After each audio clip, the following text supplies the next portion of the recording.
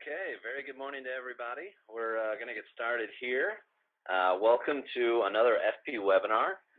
This is a digital marketer's guide to platform selection. Basically, we're going to go through about 20 to 25 minutes here, and then we're going to take it to questions and answers, so you can post any questions that you have on the screen in front of you through the chat window, also on Twitter with hashtag Fpwebinar. We're going to send everybody a copy of the webinar, the recording, through email after this, so you'll have that. They all live on our site as well, so you can see past ones, and you can share them with anyone you think it'll help, please. So that's most of the housekeeping. Let's talk a little bit about what you are going to see or hear today. Digital Marketer's Guide to Platform Selection. Okay, we're going to help you identify the best customer experience platforms out there so you can make your digital marketing life as well as your customer's decision process a lot easier. What's in this FP webinar? We're going to talk about the evolution of CXM. We're going to talk about the different customer experience choices you can have. We're going to measure the CXM maturity, look at tactics for platform evaluation, and where to begin your evaluation. So, where we begin our webinar is by introducing our guest speaker, Mr. Aaron Branson, the Chief Marketing Officer for RoundAcute. Aaron, thanks for being here. Yeah, thank you. Appreciate it. So just real quick, hello everybody, and thank you for joining us. And as Peter said, my name is Aaron Branson, and I'm really glad to have this opportunity to speak to you all today. As the CMO for a digital marketing and system integration agency, it just seems like I'm constantly having this conversation, each week with a different new head of marketing or also IT for companies that are looking for guidance on what they should be doing and where they should be heading to ensure that they're equipped in the digital marketing space.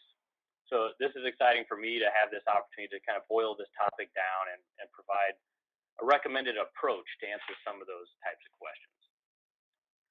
In this 15 minutes or so, my goal is to leave you with a contextual understanding of the platforms available, a framework for finding the best fit platform, and a clear set of next steps to get you going. So let's go ahead and jump in, but bear with me. As the kind of history teacher for a homeschooling family, I'm kind of a history nerd and like to start with a little background of where we've been and where we've give us some context. The evolution of CXM. I think it's important to first understand where we came from in order to really understand the situation we find ourselves in today. We're at a very interesting point in time for digital marketing. Alongside the growing influence of digital marketing, these technology platforms available have really exploded. And what we have currently, we have this back and forth of marketing innovation that's pushing the technology forward, and that technology in turn is pushing us as marketers and our innovation further forward.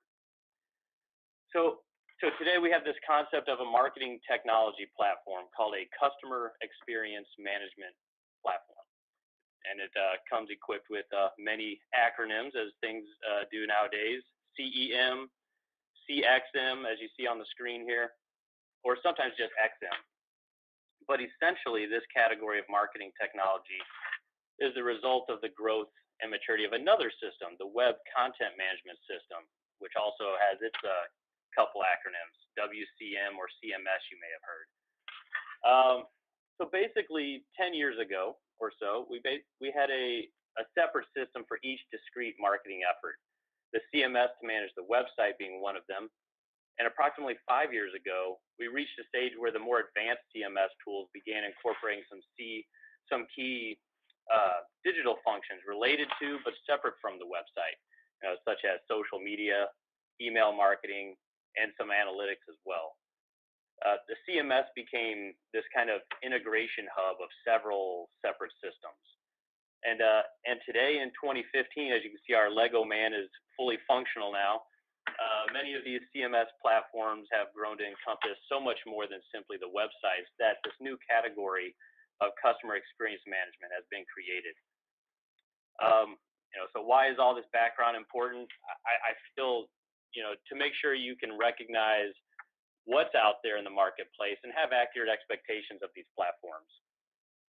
Because of digital marketing's explosion, the CMO in an organization has really gotten more of exactly what they've been asking for: control. That's control over all these technologies that enable the website: email, social, mobile, analytics, and so on. There's a lot there. And with that control comes some added responsibility to make some very critical choices in the people, the process, and the platform that will drive an organization's digital marketing success.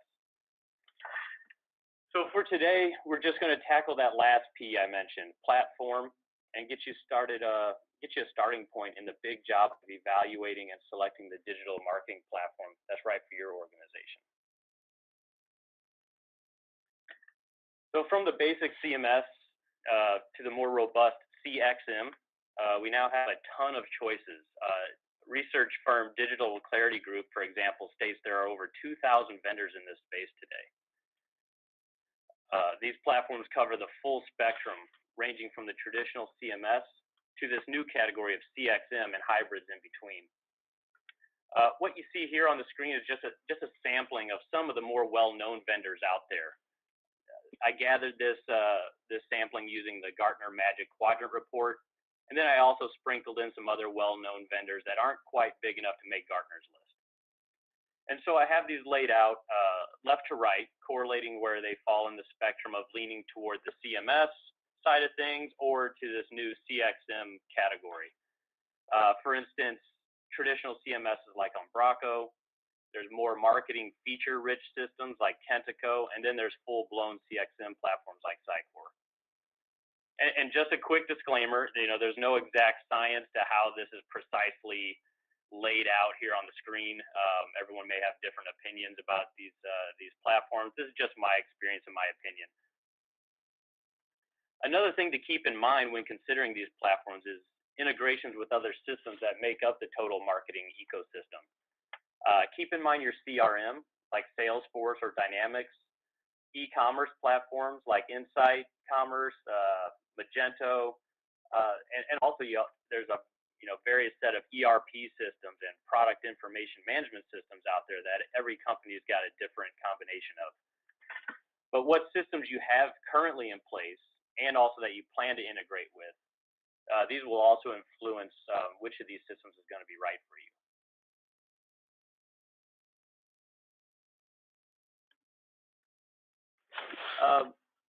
But before we run off checking out all the features and usability of certain software vendors, the evaluation of the right platform actually starts with the evaluation of your own organization.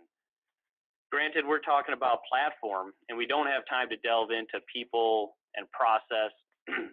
We can't help but touch on them as these three are definitely interconnected. This what you see here is the CXM maturity model. This allows you to understand what what platform is going to be relevant to your organization. For instance, if your organization is not planning to make the strides to make it to go from a line to lifetime customer in 5 years, certain platforms may be overkill. And on the flip side, if you are near or have aggressive plans to get to that engage or lifetime customer stage that you see to the right, one of these leading CXM platforms may actually be the best fit. A good starting point is measuring your organization's level of CXM, or sometimes also called as digital maturity. This is going to probe what digital strategies are in place and what marketing activities are actually going on, but also what roles and governance are in place in the organization. For instance, think about, is there a chief marketing technologist? Is there a digital marketing director, one or more digital marketing specialists in your company? Does this initiative have executive level support? That's another huge hurdle. Is there a digital agency partner involved? And if so, to what degree? Are they more of an execution vendor, or are they a strategic partner that you're bringing to the table for planning and budgeting? And so what you're looking at here is a basic graduated scale of CXM from left to right. Now this is a more lightweight version of the model, so that you can get an introduction in the time that we have today. And rarely does an organization fit 100% neatly into one level. But through this exercise, you'll pinpoint strengths and weaknesses, which will be very key to your platform selection. And just a real quick kind of run through of what we're looking at here. You'll see the three categories along the bottom: attract, convert, and advocate. Within those, if you look at the very far left, initiate, this is your very basic. You're at the stage where you have a brochure-aware site. You may be doing some basic email communications. And as far as web analytics, the organization is really focused on things like visits, bounce rates, session visit lengths, and durations. The next one up, radiate. This is where you're starting to incorporate a mobile site. So you're starting to cross platforms a little bit, distributing your content across multiple channels, and leveraging social networks to proliferate and share your content. Align, the next one up, is really, in my mind, this is where true digital marketing begins. You're starting to get into a new realm, basically. At the align stage, the organization is kind of getting a different mindset. You're starting to align your digital initiatives with real, true strategic objectives. And the measurement of your efforts are going beyond those basic web analytics and starting to align with, what really matters to the company and to the bottom line. So then optimize is really that first stage into a kind of a new realm of digital marketing for an organization. This is where you're actually focusing on conversion rates. You're measuring something called engagement value of your website and of all your different digital platforms. And you also have tools in place to actually improve that engagement, such as A/B testing, to actually scientifically try different versions of content and messaging, as opposed to just going on gut, what feels right and what do you think is going to look good. Also, basic personalization to optimize that experience. By basic, I mean some what we call the digital fingerprint of a website visitor.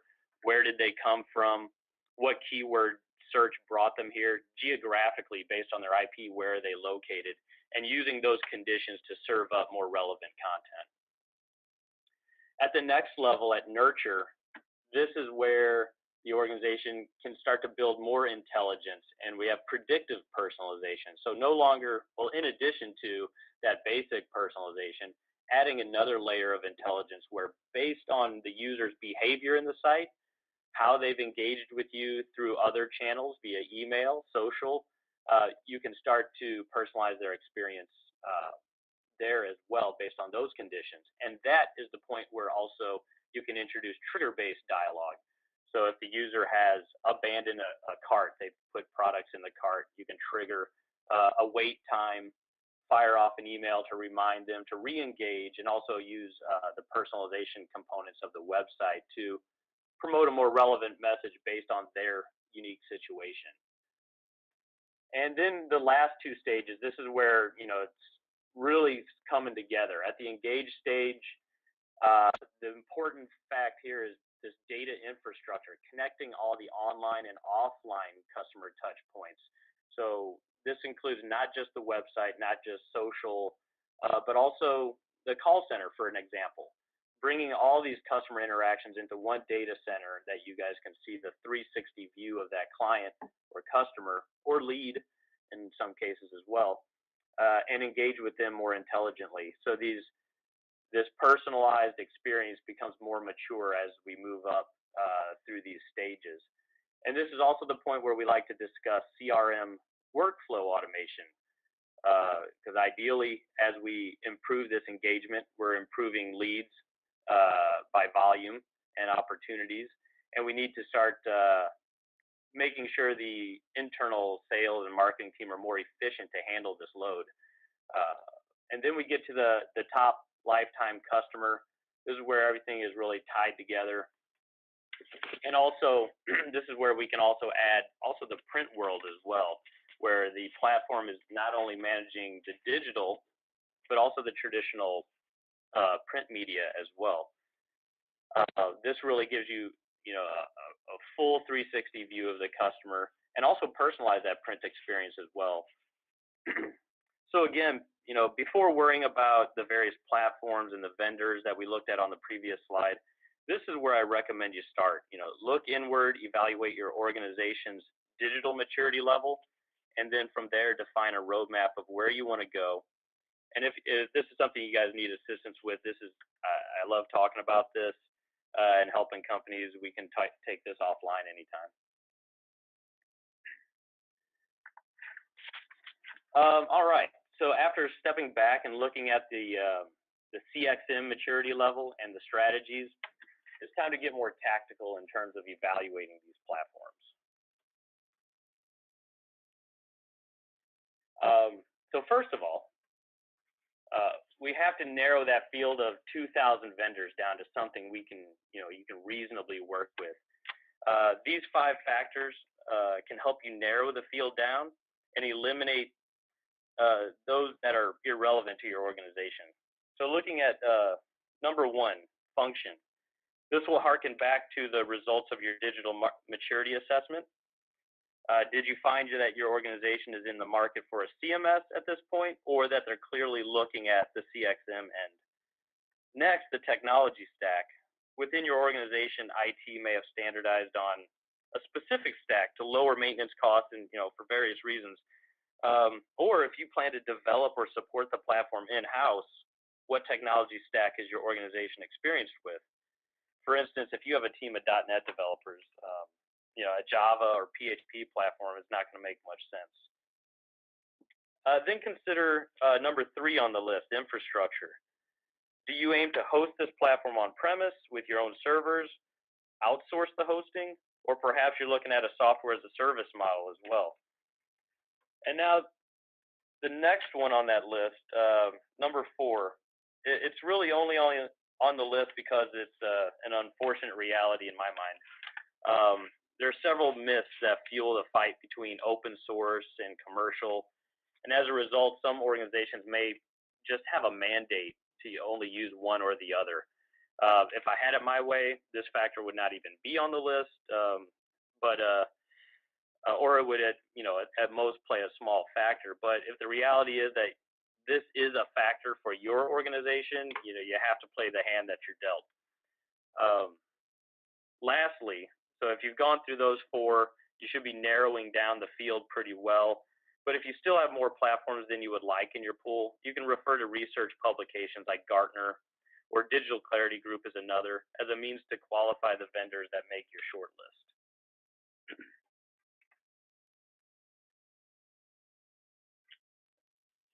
So that brings us to our second step. After narrowing the field, you want to end up with a manageable pool of vendors that are all reasonable candidates for your organization. Now, the evaluation process can really get underway, and I have 5 recommendations here that kind of work into this process. First, set up a feature matrix. This is also called a decision matrix as well. This is a sub-process all in itself, in which you and your team determine the capabilities and the features that are going to be required, and also assign a weight to each one. Such feature categories to consider are marketing automation, content personalization, multivariate testing, and analytics. Now, those are feature categories, high level. You're going to have specific features or requirements within those areas. With that, your core team will get together after research, demos, and score the evaluated platforms to result in a very objective overall scores, and also a breakdown of scores per feature, and you can kind of weigh out which ones may be more important than others that will impact the decision. This serves as a great tool in maintaining an objective point of view. But this feature matrix is a very analytical tool, so I recommend complementing this with user stories. For user stories, think about what precisely you and your marketing team do today or wish to do more effectively, and write it out. Here's a hypothetical. Think about, for instance, as a digital marketer, I want to be able to craft multiple variations of the website's homepage hero component, that kind of big image on the homepage that we typically have, and automatically show the current user the version that relates best to them based on maybe where they came from, that's which site they came from, what search phrase brought them to the site to begin with, and maybe where they are located geographically. I then want to be able to see which version is getting seen most frequently and which ones have the highest rate of click-through. So with a set of specific user stories like that, you'll be able to ask vendors during the demo to show you precisely how their system solves that challenge, giving you more assurance of that platform's capabilities and also a more kind of apples to apples comparison by asking them to walk through these same user stories. Be sure to use both of these tools, the matrix and the user stories, to drive that demo that you're going to receive. And during the demo, I think it's important that you focus on a couple key things. The platform's ease of use, because ease of use, there are going to be people behind this platform using it. You want to make sure that you get buy-in from your organization. Also look at the ability to change and adapt to your business. Is this platform open and flexible? And then also think about multi-channel management. Don't just focus on managing the website, but think bigger than that. Also, when selecting and implementing any new platform, another thing I like to remind people, this frequently gets forgotten about, but prepare for possibly a substantial content migration process. That may be more of an implementation issue than a platform issue. But it's worth asking what the platform can offer to help rather than hinder that process. And such solutions they offer, that could be a differentiation factor and drive down that total cost of ownership. Now after these demos, you may have it whittled down to a select few platforms. If after you reconvened with the team to score the matrix, and considering how each platform solved the user stories during the demo, you're still on the fence. Number 4, a proof of concept may be necessary to get a clear winner. We've seen this several times. Most likely, you'll be able to identify a unique business need that perhaps the vendor can pull together something to show you and prove the capabilities. This is a powerful tool in the evaluation process. This may be either a demo of another customer's solution that fits what you're asking for, or something that they can pull together in more of a sandbox that's built just for you. And then also, number 5 on the list, consider the partner ecosystem. Frequently, a platform is only as good as its implementation, and the higher your investment in the platform in itself, the more you want to protect it by ensuring that there are good implementation partners with proven track records to support you from start to finish and beyond. Be sure you find that you can find trusted agencies that provide business and system integration strategies, also user experience design, sophisticated development practices, and also business user enablement services, things like training, support, and just ongoing strategic consulting, because your organization is going to need some time getting acclimated to the new platform and process.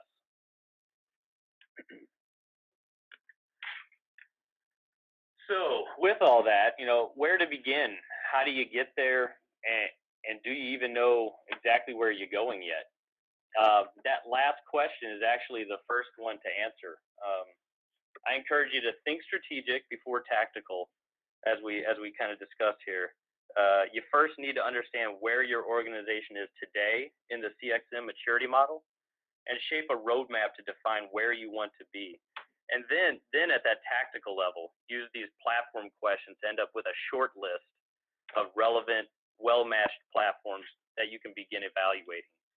And then third, that's when you can actually plan your evaluation process, and make sure you get organizational buy-in along the way through that evaluation process.